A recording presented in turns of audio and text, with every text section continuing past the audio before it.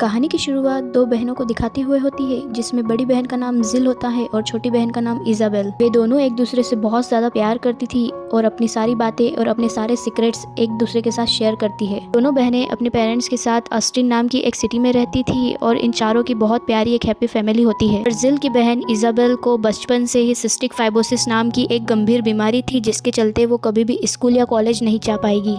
जिल अपनी बहन इजाबेल को उस बीमारी का बिल्कुल भी एहसास नहीं होने देती थी और उसे बिल्कुल एक नॉर्मल इंसान की तरह ही ट्रीट करती थी। ऐसे ही दोनों साथ में लाइफ को एंजॉय करती हुई बड़ी हो जाती है।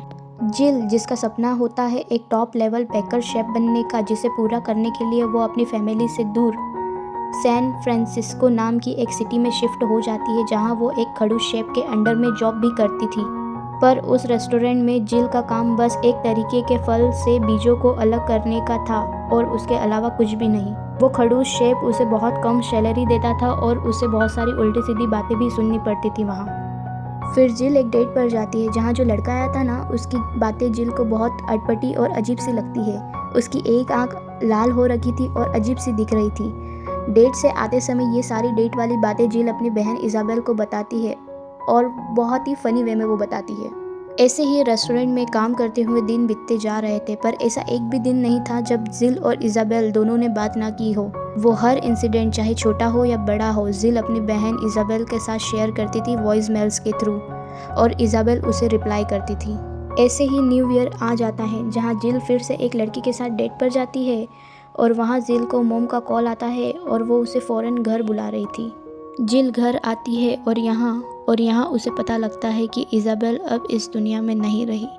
यह सुनकर वो बहुत ज़्यादा रोने लगती है, क्योंकि जिस बहन से वो इस दुनिया में सबसे ज़्यादा प्यार करती थी, हर बात उससे शेयर करती थी, वो अब इस दुनिया में नहीं है। यह सोचकर वो बिल्कुल टूट जाती है और वो बहुत ज़्यादा रोने लगती है।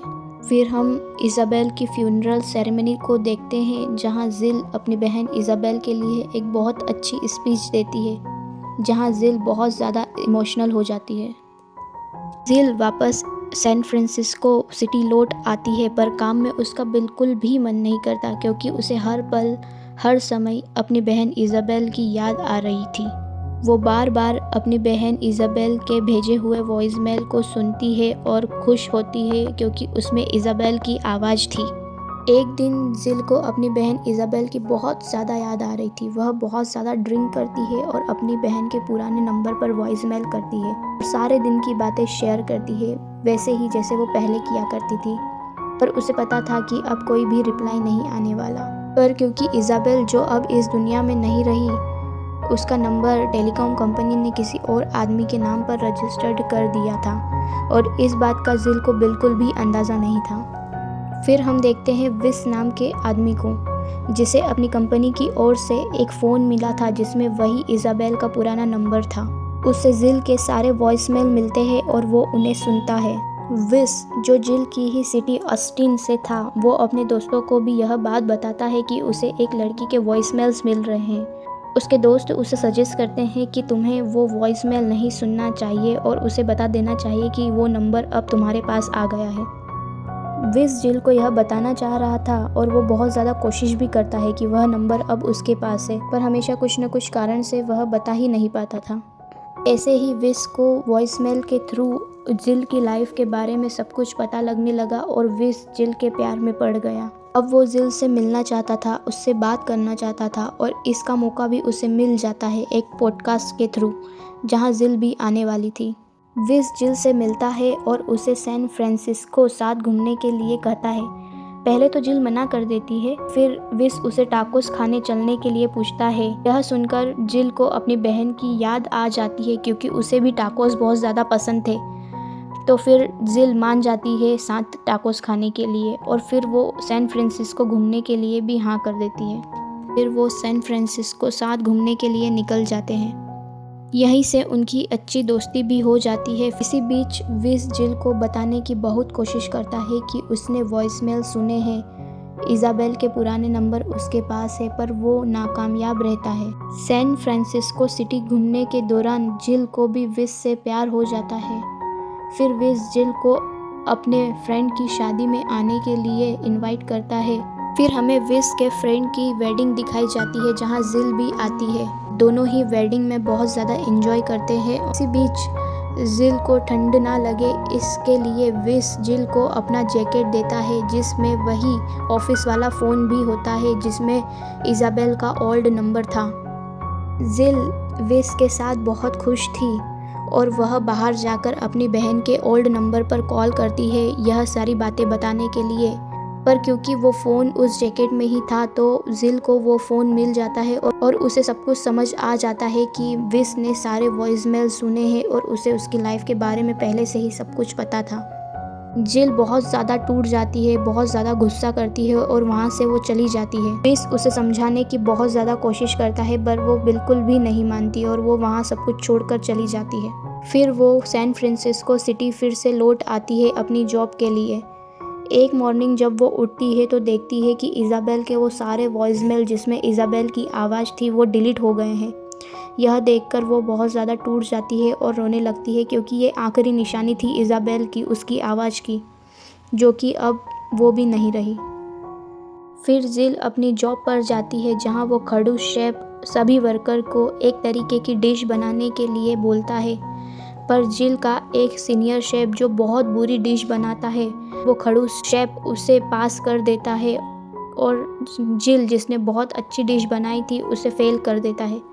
इसके चलते जिल बहुत ज़्यादा गुस्सा करती है उस खड़ूस शेफ पर और उसकी जॉब को वहीं पर वो छोड़कर आ जाती है। घर आती है तो देखती है कि उसके पेरेंट्स भी आए हुए थे।